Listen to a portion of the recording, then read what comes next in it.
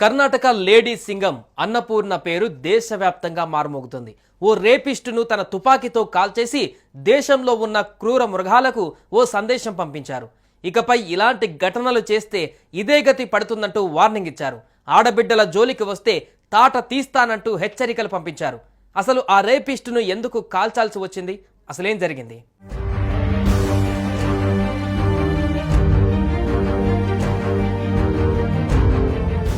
ఇంటి ముందు ఆడుకుంటున్న 5 ఏళ్ల చిన్నారికి చాక్లెట్ ఆశ చూపి అత్యాచారానికి పాల్పడ్డాడో మానవ మృగం. చాక్లెట్ ఇస్తానని మాయమాటలు చెప్పి ఆ చిన్నారిని తన షెడ్డుకు తీసుకువెళ్లి అత్యాచారానికి పాల్పడ్డాడు. అనంతరం ఎవరికైనా చెబుతుందనే భయంతో గొంతు నులిమి చంపేశాడు. కర్ణాటక రాష్ట్రం హుబ్బల్లి నగరంలో జరిగింది ఈ ఘటన. కొప్పల్లాకు చెందిన ఓ కుటుంబం ఉపాధి నిమిత్తం హుబ్బల్లికి వలస వచ్చింది. చిన్నారి తండ్రి పెయింటర్, తల్లి గృహిణి. ఆదివారం ఉదయం తండ్రి పనికి వెళ్ళగా తల్లి ఇంట్లో పని చేసుకుంటుంది. చిన్నారి ఇంటి బయట ఆడుకుంటుండగా ఒక యువకుడు చాక్లెట్ ఆశ చూపి ఆమెను సమీపంలోని ఓ పాడుబడిన షెడ్డుకు తీసుకువెళ్లాడు.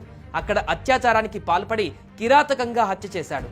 తల్లిదండ్రులు తమ ఇంటికి సమీపంలో సీసీ కెమెరా ఫుటేజీని పరిశీలించి ఓ యువకుడు బాలికను ఎత్తుకువెళ్లినట్లు గుర్తించారు. షెడ్డులో చిన్నారి శవమై కనిపించడంతో ప్రజా, కన్నడ, యువ సంఘాలు పెద్ద ఎత్తున నిరసనకు దిగాయి.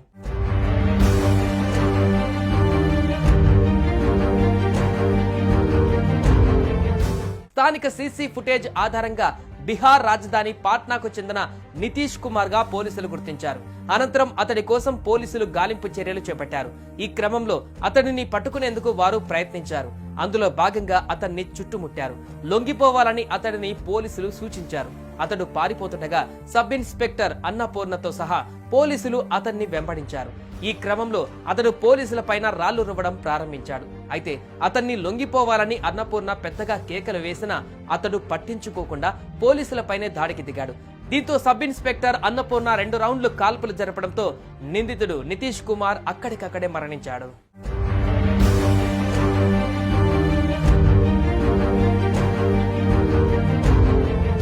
పోలీస్ సబ్ ఇన్స్పెక్టర్ అన్నపూర్ణను రాష్ట్ర అత్యున్నత పథకానికి సిఫారసు చేస్తానని మహిళా శిశు అభివృద్ధి శాఖ మంత్రి లక్ష్మీ హెబ్బల్కర్ అన్నారు.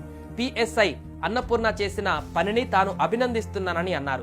ఆమెను అత్యున్నత పురస్కారంతో సత్కరించాలని ముఖ్యమంత్రిని, హోంమంత్రి పరమేశ్వరకు సిఫారసు చేస్తానని చెప్పారు. అన్నపూర్ణ ధైర్య సాహసాలకు తాను వ్యక్తిగతంగా అభినందిస్తున్నట్లుగా వెల్లడించారు. మహిళలపై హింసకు సంబంధించిన నేరాలను కఠినంగా శిక్షించాలనే తన దీర్ఘకాల డిమాండ్ను మంత్రి పునరుద్ఘాటించారు. ఇటువంటి కేసులలో నిందితులను ఉరితీయాలి, బాధితులకు త్వరగా న్యాయం జరగాలని అన్నారు.